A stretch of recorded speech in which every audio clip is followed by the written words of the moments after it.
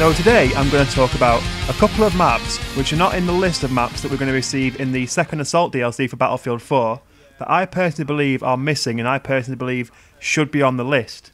Now I've spoken about this briefly in a few videos before, but I thought today, now I've got back to Battlefield 3, would be a good time to bring you some gameplay from these two maps and try and explain why I think these should have been in the Second Assault list and what I think could have been done with them. Now I'm not here to dispute the popularity of the maps that have been chosen. I'm not going to say this should have been in because of the other one because clearly people prefer this map. I'm just going to say I think it should be in because of these reasons. And these two maps are Sen Crossing and Grand Bazaar.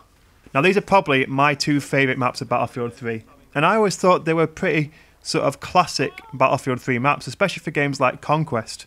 When I browse Battlelog, I see a lot of servers which rotate between Grand Bazaar, Sen Crossing and often Operation Metro as well, which will obviously be in Second Assault, we do know that now.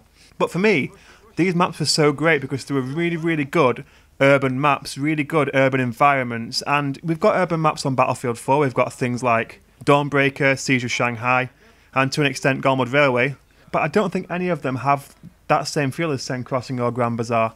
I think Dawnbreaker comes closest.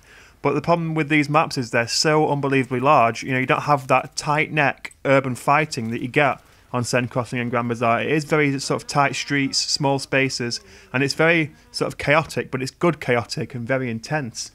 And the thing I liked about maps like Grand Bazaar and Sen Crossing is, for example, with Grand Bazaar when you play Conquest, you can get spawn locked, but there's also flanking routes to get out of spawn locks, so it's not like you're stuck in one single place. I do think they were both really, really well designed maps.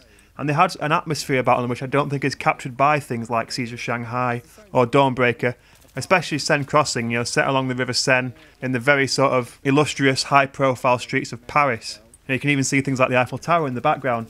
And I just thought there was something to these maps. There was something that made them special and made them really, really good.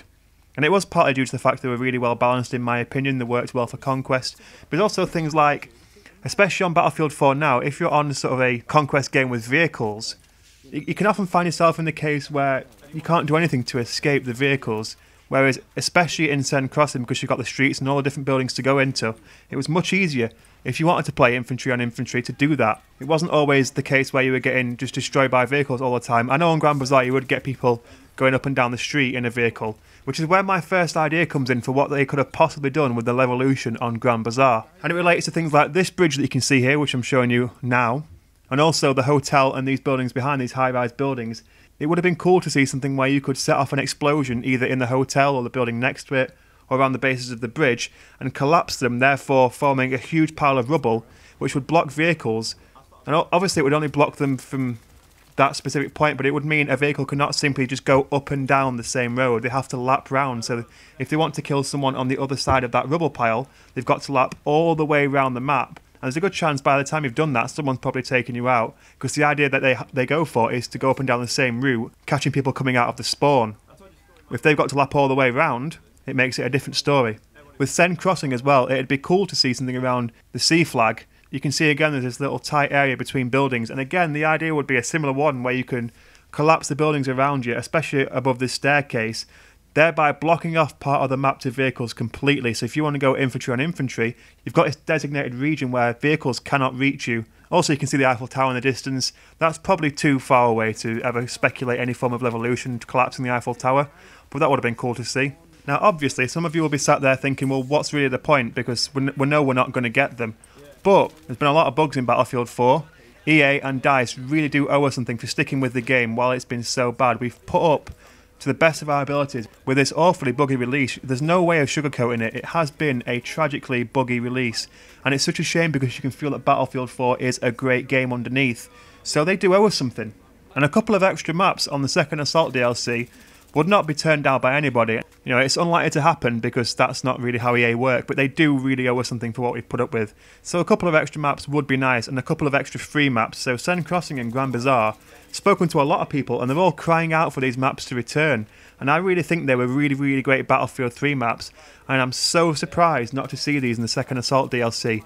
I personally would trade Operation Firestorm and Gulf of Oman for these any day. Operation Firestorm simply because I never really thought there was much to that map. The Levolution doesn't seem to have much to it either. Gulf of Oman, that's got a pretty cool sandstorm, but we've already had that map several times. So it'd be cool to see these two come through because they were great tight-necked urban combat environments, so it would have been great to see them make a return.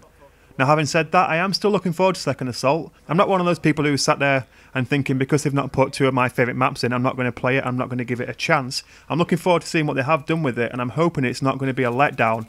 I just personally would have loved to have seen these maps in Battlefield 4 in the Second Assault DLC. So to round up, are there any maps you would have rather seen in the Second Assault DLC? What do you think of Grand Bazaar? What do you think of Sen Crossing? Do you think perhaps Noshar Canals could have come back? That's another fan favourite. But in the meantime, if you enjoyed the video, please leave me a like, leave me a comment to let me know what you think in the section below. But you guys take care of yourselves, and I hope to see you all very soon.